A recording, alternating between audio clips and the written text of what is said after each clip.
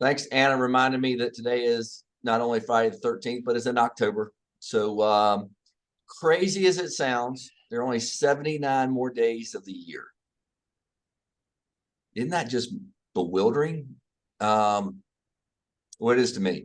That means Christmas is 72 days. That's even crazier. Anyway,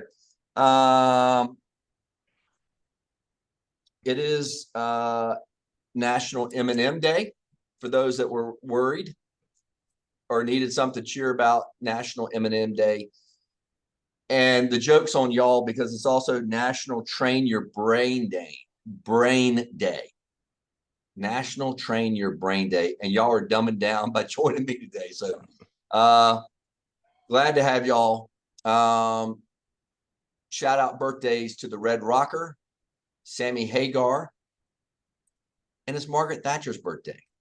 So a little irony there as well. All right, let's hit big stuff and then we'll fill you in on what's happening. Obviously, thoughts are with the folks in the Middle East. This is kind of scary what's going on there. If you hear all the national economists talk or the world economists talk, and they all say things are going great or things bad, but things can shift in a heartbeat from a geopolitical sense. And that's where I think we are right now in what's happening in the Middle East. Obviously, it's a small land war, but it has tremendous impact on the rest of the world. And so we'll watch how that plays out the next little bit, but it's going to be intense for a while. So just be on the look. That's got actually seismic ramifications to the rest of the world. And so I've got some economic news, but I'm gonna caveat like them that all that can change in a heartbeat. So anyway, speaking of another cluster, how about Congress for you? What? They pick a guy to be the speaker, then he doesn't have enough votes to win? I don't get it. Anyway, Scalise was here and there and gone, and so we'll figure that out over the weekend, I would assume. But much longer without some leadership in the House is going to be problematic. I promise you that. So, but I don't have a crystal ball, and I don't think anybody knows what the hell is going on up there, quite frankly. So I'm not alone is my point. It is crazy. Markets. We had an interesting day yesterday. The chamber along the BIA and the realtors, the Central Association of Realtors. That's a good idea, Richard. But we had a good economic forum, our 6th annual economic forum yesterday with those 3 organizations. We brought in our dear friend Joey Von Nessen from the university, but we also brought in a guy from Zillow from national perspective, which was also very interesting. But I'm gonna hone in on a few things on what Joey has said in his presentation. I was going to geek out today and have some charts and stuff for you, but I couldn't figure out how to help put them on the share my screen with them. So you'll just have to trust me that the numbers are right. But if y'all really want to see charts and graphs, I'll figure out how to send them to you. But anyway, the global, from South Carolina's perspective from the economy, and I want to hit this for a little bit because it's going to impact y'all's business. Or at least I think a lot of y'all that are trying to figure out planning for the next couple of years. Joey boiled it down to the most succinct way of describing the economy, which I have to give him props for.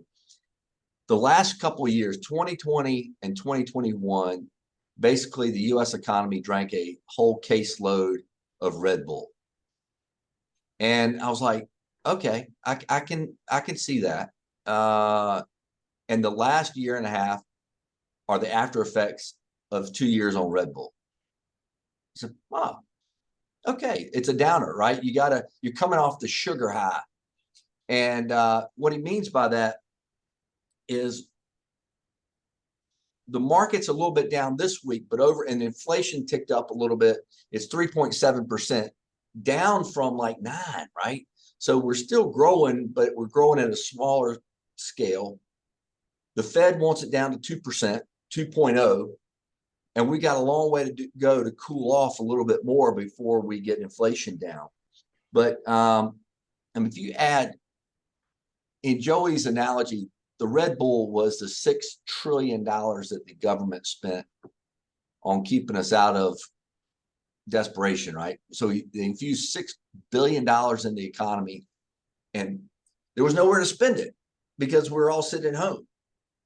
And so we bought goods, and we didn't use services because nobody was in the office and nobody could come to anybody else's house really.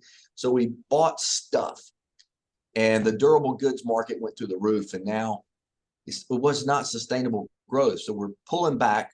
Some call it a market correction, but we're pulling back a little bit. And but over the last 3 years in South Carolina, we've seen a 12.1% wage growth. And that national average is 16. So we have not caught up with the national average. But if y'all or anybody's trying to hire somebody, it certainly costs a lot more than it did a couple of years ago. So 12.1% wage growth, but we still can't find enough people.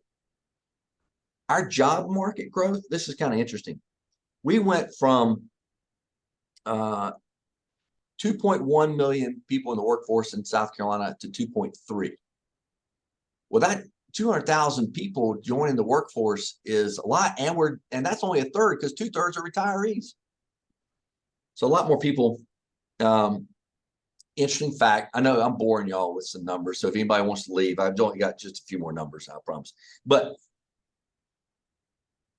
job openings relative to the job market, we were in 2021, we had 7.5% of the jobs open. Now we're down to 5.2, which is interesting. That means it's a little better, but not great, because the population still continues to grow. So what do we look at? What does his crystal ball say? His crystal ball says we're going to still see in inflationary times for the next probably year and a half to get it cooled down to 2.0. Population is still going up, which means the housing market is still tight. It's probably the lowest number of houses on the market in 50 years or something like that. It's crazy. Home prices are still pretty high.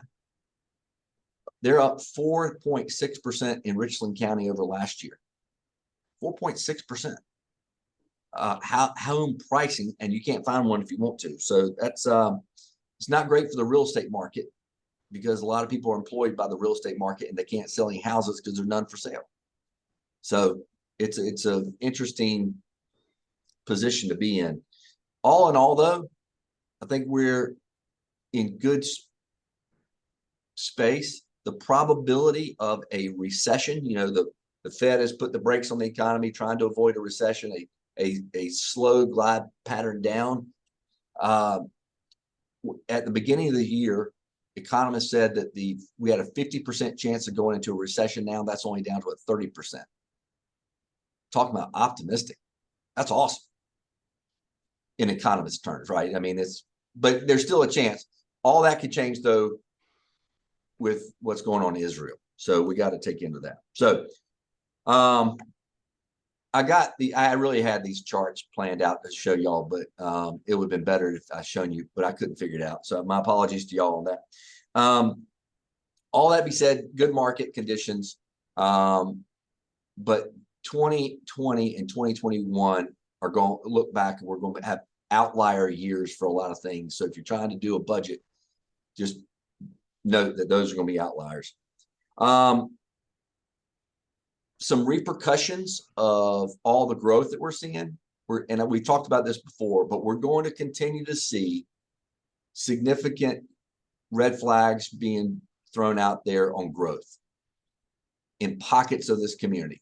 And so you're seeing that right now in Lexington County. They're going to have a consensus, I forgot what they're calling it, consensus plan or whatever, that you have to have before new neighborhoods can be built. You got to have sign off from the county, the school districts, the city, and the roads people to make sure that you actually have the infrastructure in place to provide these new home sites. which is really nothing but slowing down the process and going to cost a little. Time is money, so it's going to slow down the process, which takes more time and more headaches. So that's the first. They put a moratorium a couple of years ago, but that was just a 6-month deal. These next new hurdles, we're going to see this in Richland County next, but we'll see what happens in Lexington. But they really are seeing unbelievable growth, and it's costing a lot of money to build new schools. I mean, they're building basically a school a year just to keep up with the growth. So keep monitoring that. We talked about this before, but just to put it on the radar, next week, there's the first meeting scheduled for the House of Representatives on the Utility Modernization Act. And where they come up with these titles, I don't know. But basically, the Speaker of the House has asked that a group from the Labor, Commerce, Industry look at the potential for South Carolina's energy needs over the next 2 or 3 decades. And so this committee work is important. We are in dire need for additional capacity, not just in electricity, but also natural gas. And so you're going to hear a lot more of this coming down the pike, I promise you, because we as a state have no additional, there's no capacity for more industrial growth if we don't see more natural gas being piped into South Carolina. It is a critical need. And so the governor's been talking about it. The speaker's now talking about it. So we're going to be monitoring that. But that first subcommittee is next week, which will be good. Other big news.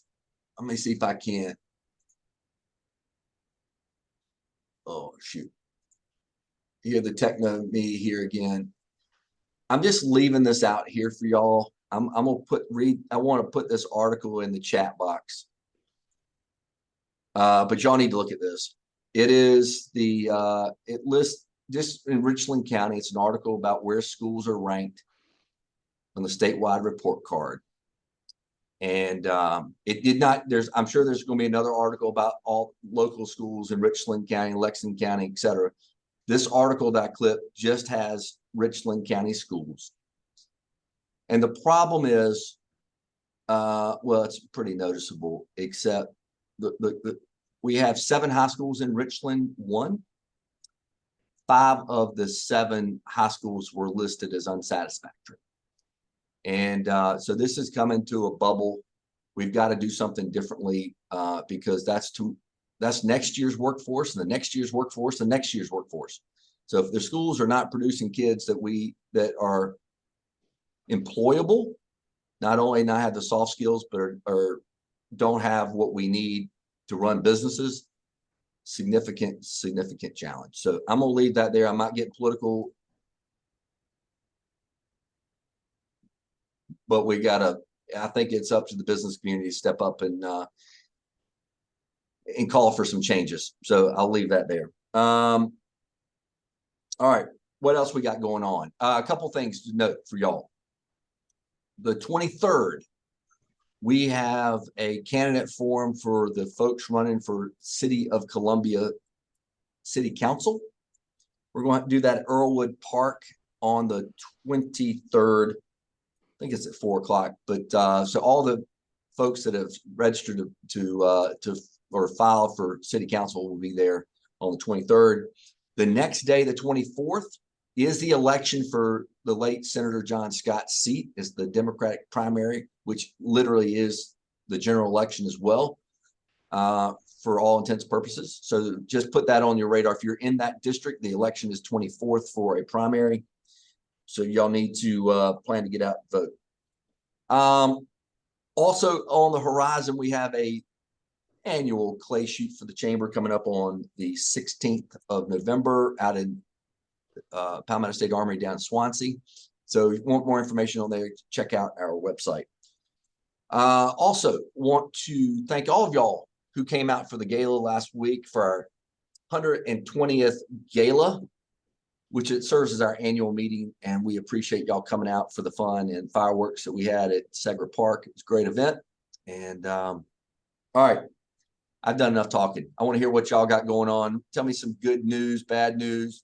Let's just focus on good news today. Anybody got any great news?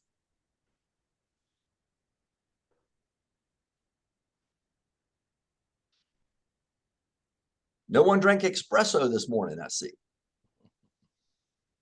None. All right, well then, here's what I need from y'all. I'll call on people in just a second. Before I forget, because Lynn Hutto is going to tell it to us if I don't. We have our opening for our Minority Business Accelerator program, our third cohort.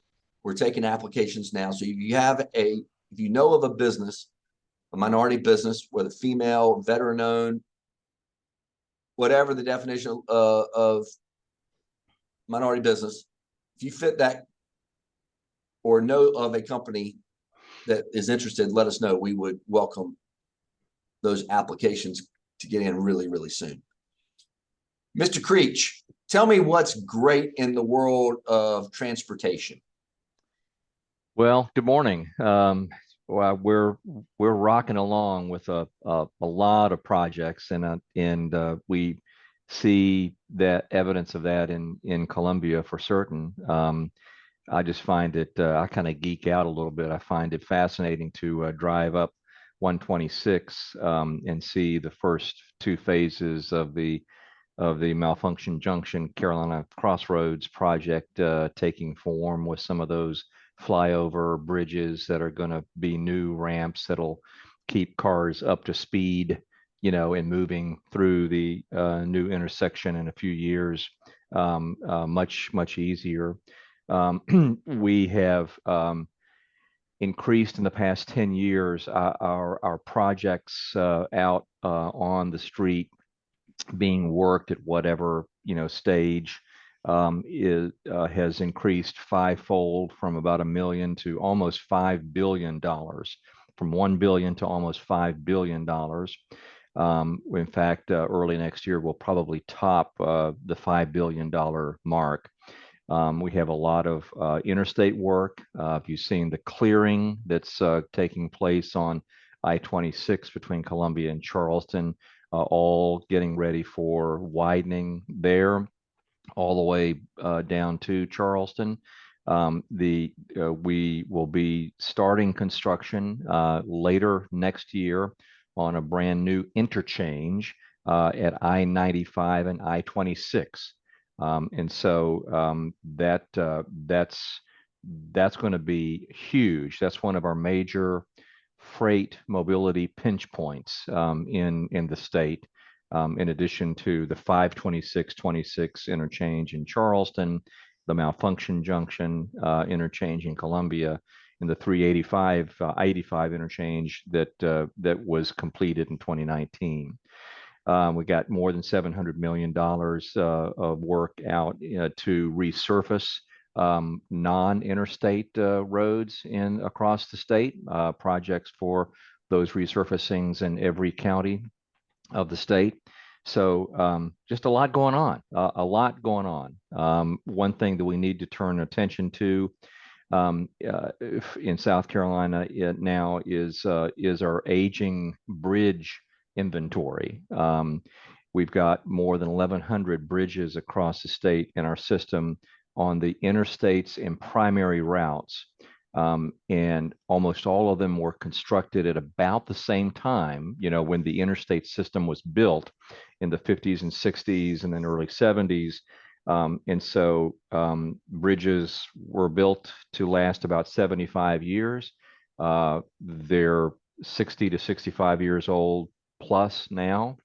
So we're going to have a huge number of bridges come due. And we need to get out in front of it, because unlike perhaps some of the very small rural roads that might have a small bridge over a creek that's load restricted, or maybe it's temporarily closed because it's reached the point where it's not safe for heavy loads, we can't afford as a state to have the bridges on the interstates and primary routes load restricted, or for heaven's sake closed for emergency repair. So that's a challenge coming up for us. Not to mention the fact that congestion, our local transportation planners in Lexington and other places continue to work on with a third fastest growing state in the nation, and the fourth largest state maintained road network. So some big challenges, but we're moving forward pretty quickly. Well, thanks for all y'all's work. As a frequent traveler along the roads, I know we've adopted the orange cones as our state seal for the next few years. But it is great. They're called growing pains for a reason, right? It's not always it is a necessity for us to improve our infrastructure, but we got to put up with a lot of mess on the way to get to that point. So thanks. The money though is interesting. That Ted, you can probably appreciate it. I don't know of another time in our lifetime. I say the New Deal was not my lifetime, but where we have money, we just don't have enough workers to get all the stuff done. It's amazing that we have the funding available to pave everything and to widen everything, and it's just going to take a long time to get there. But thanks for y'all's efforts. We really appreciate it. What else we got? Anybody got something? I haven't talked to my friend Rebecca Jordan in a while, and I see Rebecca. I'm calling you out. Hey, friend. She's not even paying attention. No, it just took me a minute to unmute, but I'm not going to start my video. But That's yeah, fine. things How are y'all doing? We're good. We're Red Cross is good. We're just counting down the days to the end of hurricane season, and grateful that it has been quieter than we anticipated for us in our area. Not so much in other areas up in the Northeast, but which was kind of random. But we responded to Dahlia in Florida, and had a lot of volunteers and staff from South Carolina deploy there, as well as Hawaii. So their storytelling was very impactful. Our communications director for South Carolina spent 3 weeks there, and just telling the story, just the cultural differences of responding somewhere like there, and the difference in that event, no notice event, versus, hurricanes was what we deal with so much more frequent. So just trying to get back into the swing of things, getting ready for our big Carolina Clemson blood battle, which is our largest one that we do. And I'm sure there's some Clemson people on here, but pulling for the Gamecocks to win it this year. That Clemson's won it the last 2 years. So, but it's a fun competition, and it's a really big blood drive for us. So we're always in need, but we're in an appeal currently right now, trying to collect more blood. Well, thanks for what you do. Good to see you. I did it was not a chuckle like of the experience, but you posted just recently a flashback. It was 8 years ago with the flood, and you had been on board for, was it 3 weeks? No, actually it just it was like 4 months, but I had just, like 2 weeks prior, had just come back from executive director training. So nothing like learning on the job in the middle of probably the largest disaster that we've had in Columbia, or one of the largest we've had in the state. But it was interesting. And then, a year to the day was Hurricane Matthew. Wow. Yeah. So it was Beth Schwado's birthday, and she was our board chair at the time. So we always chuckle about having a response to celebrate her birthday. I'm glad you hadn't had to celebrate her birthday that way in a while. So I know, that's great. All right. I'm glad to have these back. So thanks for coming. Thanks. Thanks for doing them again. Absolutely. Yeah. All right. Anybody got something else good to call? I just saw, Richard, your question, and I pardon me for not looking at the comments, but Richard asked, how does wage growth compare with the lower cost of living we have? There is similarity. I mean, if you look, our cost of living is a lot lower, which I think is a direct result of the wages has not gone up as much. Again, national wages gone up 6% 16% over 3 years. We've gone up 12%. I think it's probably similar correlation. If I hadn't thought of it that way, but I think that's a legit question. And I think they're probably parallel on the national cost of living. So thanks for that. Anybody else got anything? All right. Remember restaurant week's going on. Restaurant week. Yes. Yeah. Bunch I of know restaurants everybody's have like me and wants to go eat fair food, but restaurant week, don't miss it. restaurant week, fair, USC, Florida. No traffic's going to be downtown, so just get out and enjoy it. And it will be a great weekend, beautiful fall weekend. If you are out and about, please, and you're on the interstates, please remember, if you're not driving the speed limit, go in the right lane. And Carl, Record, I know. Hey, Pam.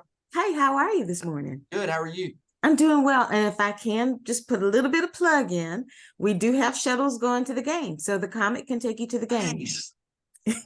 Take the thought out of it. Jump on the Comet. Yeah, we have shuttles. Great. And go on the website and you find where their parking lots are that you can jump on, and easy access to and from, which literally with fair weekend, I highly recommend it. So Yeah, they'll look like the USC buses. It's the USC buses that the Comet runs. perfect. Thank you. Thank you. All right, guys, it's that time. I'm out of here. Hope you all have a great weekend. Enjoy the fair, enjoy the game, get out and exercise, but have a great time while you're doing it. We'll see you here 1 month from today. Look forward to it. Take care. Thank you.